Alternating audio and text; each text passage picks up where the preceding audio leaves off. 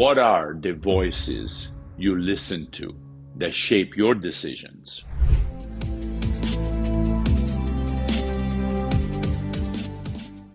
Last weekend, I preached near Naples, where Jen and I met some fantastic people, really. And they took us to Bacoli, where back in 1977, I swam in the National Open Water Swimming Championship. And I wanted to visit the castle where we stayed and also relive the memories of that race. So let me show you briefly that area, but stay tuned to the end because I have some important points that I will make from this experience. So the race started from this beach.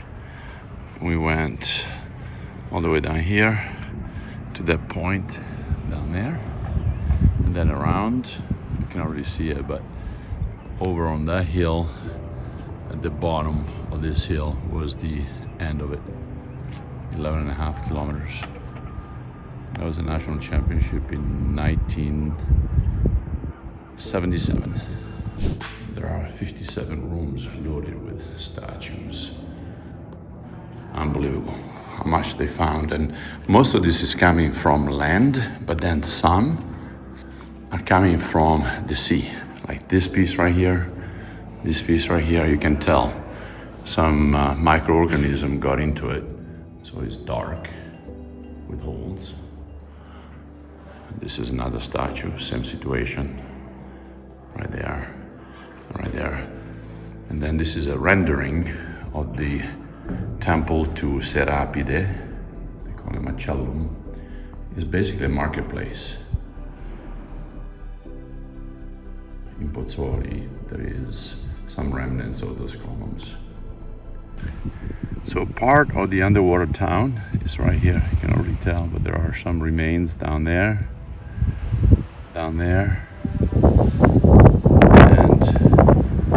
the corner. Beautiful, clear water, unbelievable.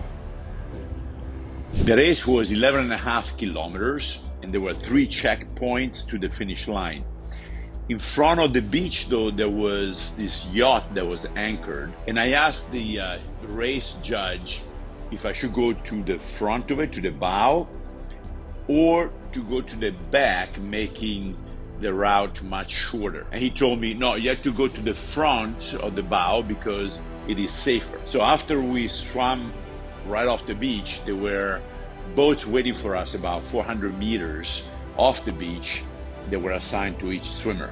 And I was in the group that was leading with 2 others. And then all of a sudden I started going left to go in the front of the ship. And the other 2 went closer to shore, making it a shortcut. As soon as I met up with the boatman, he yelled, "Go toward shore." And I thought, no, I'm gonna get disqualified. He said, no, keep going there. So I lost a couple of 100 yards. They were very, very crucial yards from the people that were leading the group. And at the first checkpoint, I was 4th place. Then at the second checkpoint, I was 3rd. The 3rd checkpoint, I was 2nd. And at the finish, I was only 5 yards behind the first swimmer. Now that evening, when we had the award ceremony, I looked for that judge and I found him. And I went over to him and I asked him, I said, "No, why did you send me in the wrong direction?" And his answer was the classic Southern Italian response. "Me? I never saw you. Who are you?" Now, it is worth noticing that the winner was from the Naples police team. So he was on his own turf. And that's probably why the judge also misled me, knowing that I was a strong contender for first place. And this national race was the qualifier for the World Championship. But the committee probably understood what was going on, and they actually elected me to participate instead of the person from the police team, because they understood obviously what happened. Now, why do I tell you this story?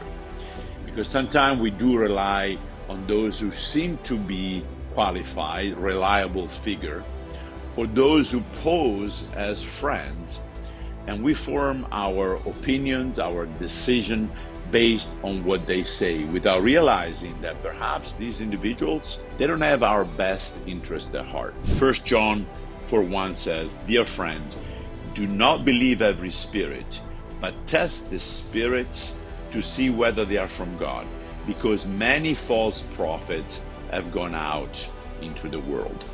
Now, obviously, here the Apostle John is referring to a spiritual matter, which is still relevant, though, after 2,000 years, especially since now we are flooded with information from various sources. But let us exercise godly wisdom in discerning which are valid or truthful notions, just like the judge who misled me because he wanted to see one of his own win the race instead of an outsider. Now, thank God, as believers, we have an internal defense mechanism called the Holy Spirit that guides us in difficult decisions.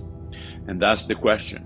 What are the voices you listen to that shape your decisions? Whoever has your ear eventually will also have your heart and your mind, and therefore your actions. Thus, be careful who or what you listen to.